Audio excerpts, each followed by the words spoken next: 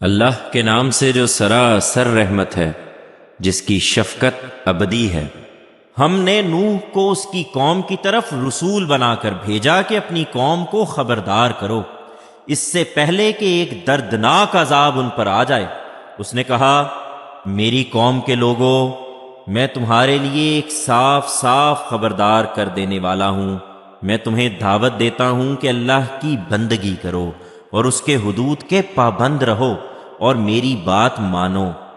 اس کے نتیجے میں اللہ تمہارے گناہوں میں سے معاف فرمائے گا جو اس سے پہلے تم سے ہوئے ہیں، اور تمہیں ایک مقرر وقت تک مہلت دے گا۔ حقیقت یہ ہے کہ اللہ کا مقرر کیا ہوا وقت جب آ جاتا ہے تو پھر ٹالا نہیں جاتا۔ اے کاش تم اس کو سمجھتے۔ وہ یہی دعوت دیتا رہا مگر وہ لوگ نہیں مانے، یہاں تک کہ اس نے کہا، میرے مالک، میں نے اپنی اس قوم کو شب و روز پکارا، لیکن میری پکار سے یہ اور زیادہ بھاگتے ہی رہے۔ میں نے جب بھی انہیں بلایا اس لیے کہ ان کے پلٹنے پر تو انہیں معاف فرمائے، تو انہوں نے اپنی انگلیاں اپنے کانوں میں ٹھونس لیں اور اپنی چادریں لپیٹ لیں اور اپنی ضد پر اڑ گئے اور بڑا غرور دکھایا۔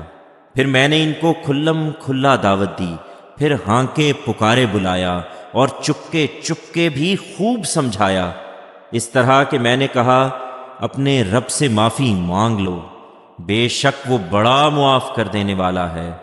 اس کے نتیجے میں وہ تم پر چھاجوں می برسائے گا اور اموال سے اور بیٹوں سے تم کو برکت دے گا، اور تمہارے لیے باغ اگائے گا اور تمہارے لیے نہریں بہا دے گا۔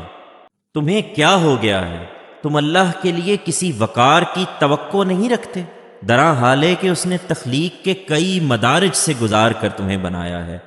کیا دیکھتے نہیں ہو کہ اللہ نے کس طرح 7 آسمان تہ بر تہ بنائے اور ان میں چاند کو روشنی اور سورج کو چراغ بنایا؟ اور دیکھتے نہیں ہو کہ اللہ ہی نے خاص اہتمام کے ساتھ تمہیں زمین سے اگایا، پھر وہ اسی میں تمہیں لوٹاتا ہے اور اسی سے یکا یک نہایت آسانی کے ساتھ تم کو نکال کھڑا کرے گا۔ اور دیکھتے نہیں ہو کہ اللہ ہی نے زمین کو تمہارے لیے ایک بچھونے کی طرح بچھا دیا ہے کہ تم پہاڑوں کے درمیان اس کے کھلے راستوں میں چلتے رہو۔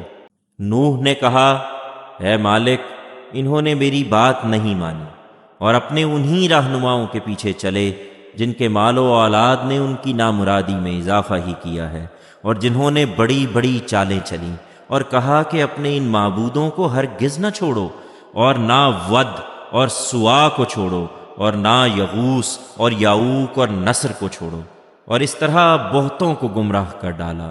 اور اب تو بھی اے مالک ان ظالموں کی گمراہی ہی میں اضافہ کر۔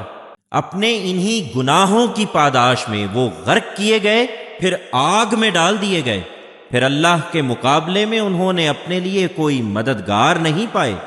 اور نوح نے کہا، اے مالک، ان منکروں میں سے تو اب کسی کو زمین پر نہ چھوڑ، اس لیے کہ تو نے انہیں چھوڑ دیا تو یہ تیرے بندوں کو گمراہ ہی کریں گے، اور جنیں گے تو تیرے نافرمان اور منکر ہی جنیں گے۔